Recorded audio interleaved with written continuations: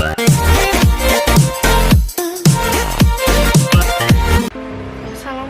warahmatullahi wabarakatuh. Perkenalkan, nama saya Septia Wisana.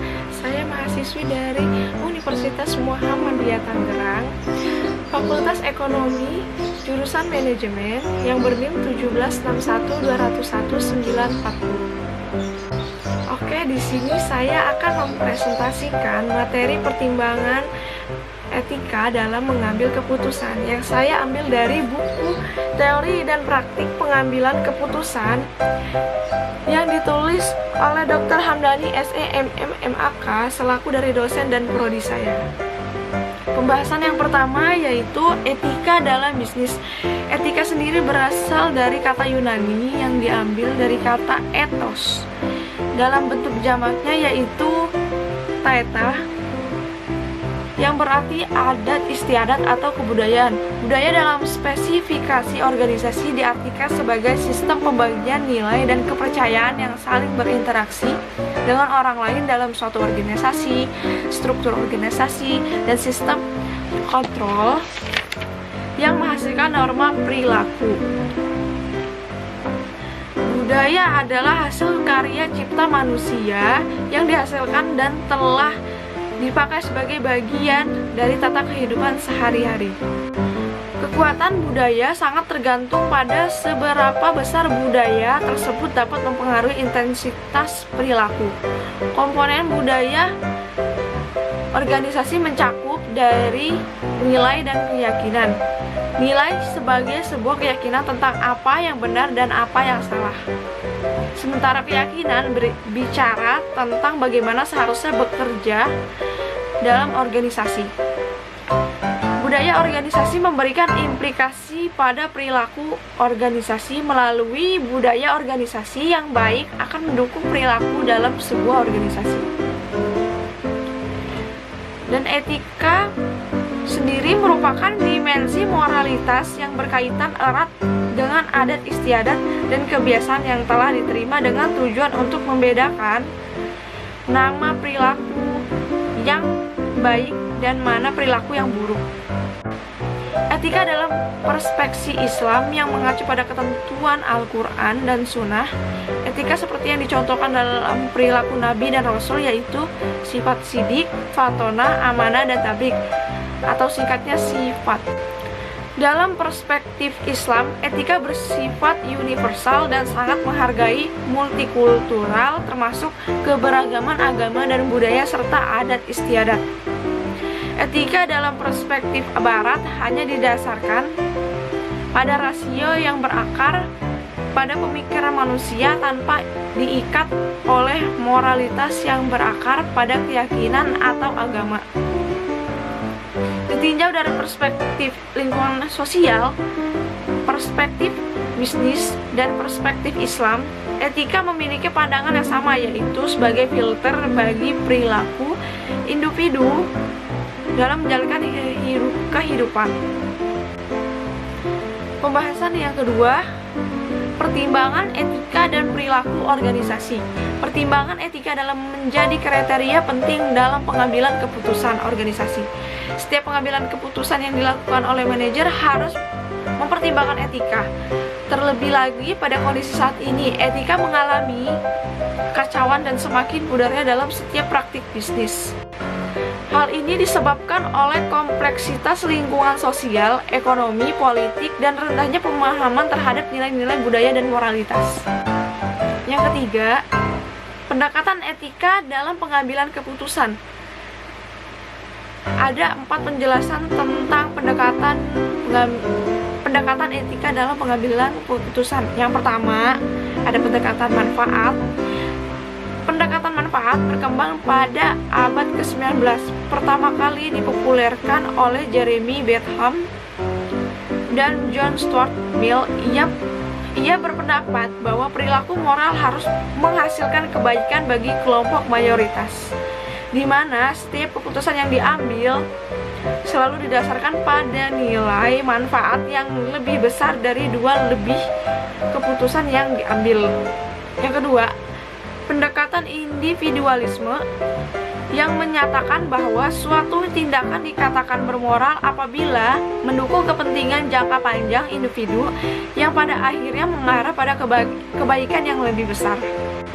Yang ketiga, ada hak-hak moral, yaitu pendekatan etika yang memandang bahwa keputusan moral adalah keputusan yang tidak melanggar hak asasi dari mereka yang dipengaruhi oleh keputusan-keputusan tersebut.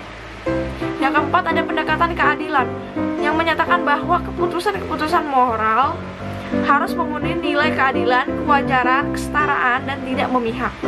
Berbagai bentuk keadilan diantara keadilan distributif, keadilan prosedural, keadilan kompensatori. Yang keempat, ada tanggung jawab sosial. Tanggung jawab sosial lahir dari kesadaran moral individu dan organisasi dalam sebuah tindakan nyata untuk mencapai kesejahteraan. Tanggung jawab perusahaan kepada masyarakat dikenal dengan istilah Corporate Social Responsibility atau CSR. Corporate Social Responsibility sebagai wujud dan komitmen serta kepedulian perusahaan terhadap lingkungan sosial. Corporate Social Responsibility adalah konsep lama yang kembali populer karena adanya kemajuan praktik bisnis dan perkembangan lingkungan sosial.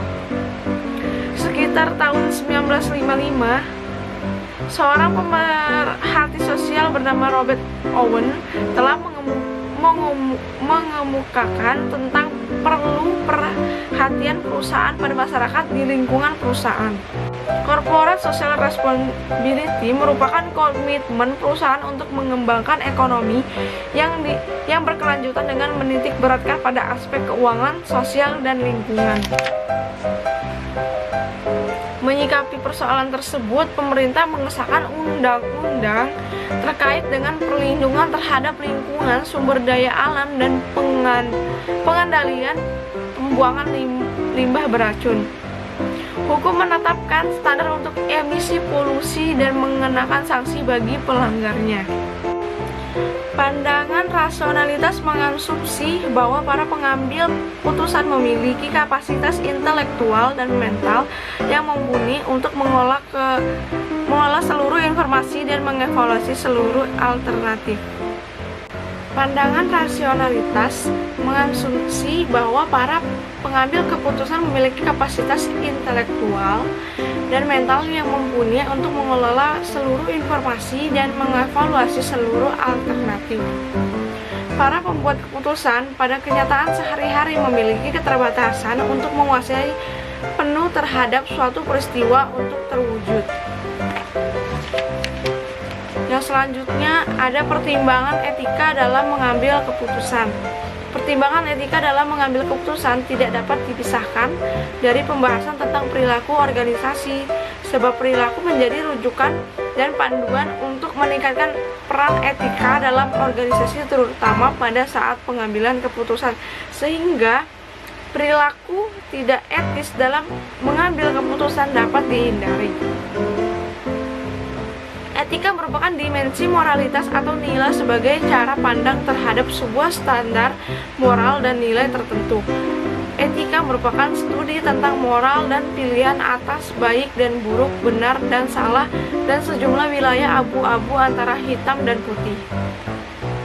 Yang selanjutnya ada permasalahan terkait dengan etika bisnis dan penyelesaiannya.